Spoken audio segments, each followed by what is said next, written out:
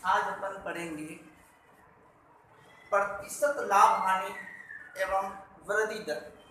अब प्रतिशत लाभ हानि और वृद्धि दर के प्रश्नों को किस प्रकार से हल करना है, तो अपन एक उदाहरण लेते हैं कि जैसे एक पुस्तक है।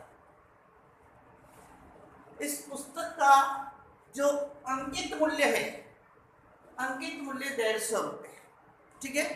अब जैसे मान लीजिए कि मैं एक दुकानदार हूं और मैंने इस पुस्तक को 100 रुपये में क्रय किया, तो क्रय मूल्य कितना हुआ? 100 रुपये। 100 रुपये में क्रय की, इस पर कितने लिखे हुए हैं? 150 रुपये। तो इसका मतलब 100 रुपये में क्रय की तो वृद्धि कितनी है? 50, ठीक है। 50% वृद्धि, यानी 100 रुपये इसका क्रय मूल्य है और पुस्तक का जो अंकित मूल्य है वो 150 रुपये है। इसका मतलब इसमें 50% यानी 100 रुपये पर अगर वृद्धि है, यानी 100 रुपये में वृद्धि लिखी हुई है तो वो डायरेक्ट प्रतिशत वृद्धि होगी। इसका मतलब वृद्धि दर कितनी होगी? 50%। अब कुल वृद्धि यानी 50 रुपये, ठीक है। वस्तु मैंने कितने में खरीदी? 100 में। वृद्धि यानी उसके बढ़ाकर 150 रुपये अंकित किए तो 50% वृद्धि की, कुल 50 रुपये बढ़ाए। अब अंकित मूल्य, उस पर जो अंकित मूल्य है वो कितना है? 150 रुपये। अब छूट, कमीशन और बट्टा, ये तीनों एक ही चीज है। छूट, कमीशन और बट्टा तीनों ही अंकित मूल्य पर दिया जाता है। तो जैसे कोई ग्राहक आया, 150 रुपये लिखे हुए हैं, अपन कहेंगे इस पर 10% छूट मिलेगी। तो छूट जैसे मान लीजिए 10% छूट दे। 10% छूट का मतलब हुआ 100 रुपये पे 10 रुपये कम लिए जाएंगे, लेकिन इसमें तो 150 रुपये लिखे हुए हैं। तो 100 रुपये पे 10 रुपये है तो 150 रुपये पे कुल छूट कितनी हुई? 15 रुपये। कुल छूट कितनी हुई? 15 रुपये। अब विक्रय मूल्य, जैसे 150 रुपये अंकित मूल्य है, अब 10% छूट दे रहे हैं। 10% का मतलब 15 रुपये छूट हो रही है, तो 150 में से 15 कम कर दो, यानी विक्रय मूल्य कितना हुआ? 135 रुपये। अब विक्रय मूल्य 135 रुपये और क्रय मूल्य कितना था? 100 रुपये।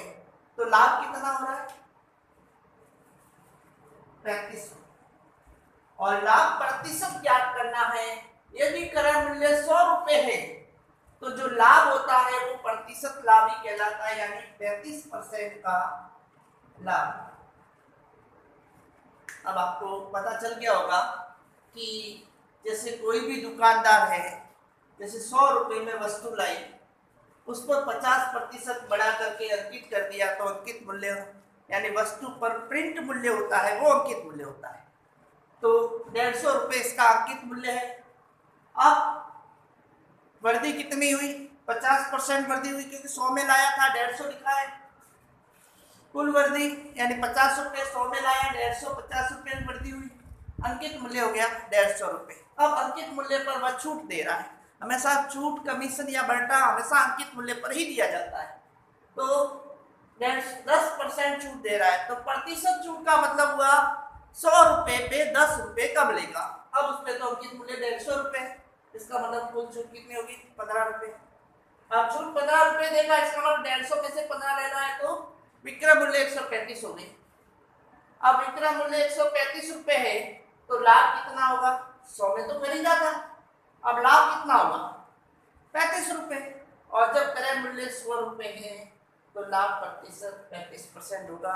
तो ऐसा कोई भी प्रश्न आए तो क्रय मूल्य दिया हुआ है या अंकित मूल्य दिया हुआ है या छूट दिया हुआ है या कमीशन बट्टा, इस प्रकार से कोई भी प्रश्न है तो उसको अपन जैसे अंकित मूल्य दिया हुआ है और अपन को क्या ज्ञात करना है?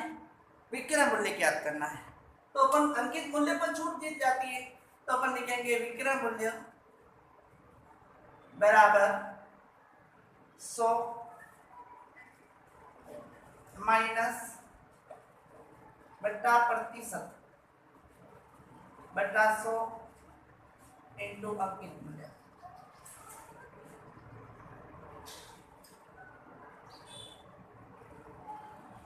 यानी छूट हमेशा अंकित मूल्य पर ही दी जाती है।